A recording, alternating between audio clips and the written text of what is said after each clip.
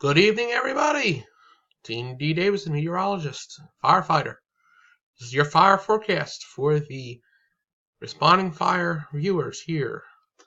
And we're also with the weather pros. Concerning the rain, we're starting to get it coming in from the south, and that's what it's going to do for the next few days. Some soakings could lead to some motor vehicle crashes, also some little bit of mud issues for any responders that are responding to incidents. So just keep that in mind. Not looking like a major snowfall issue at this time. So let's talk about the fire.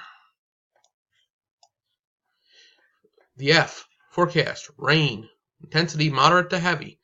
R, for readiness, minor flooding is possible, especially in areas that have flooded in the past. Exiting, Saturday afternoon is the likely time for this to exit.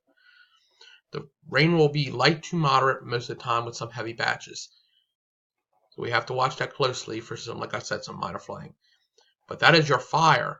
Your forecast intensity, readiness, and exiting. Just remember, turn around, don't drown if an area gets flooded. Be careful on the roads because they're more slick when you're driving that apparatus.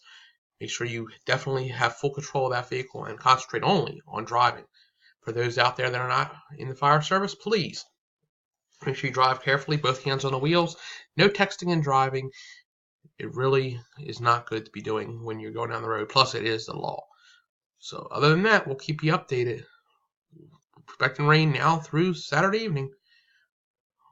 Follow Responding Fire on Facebook.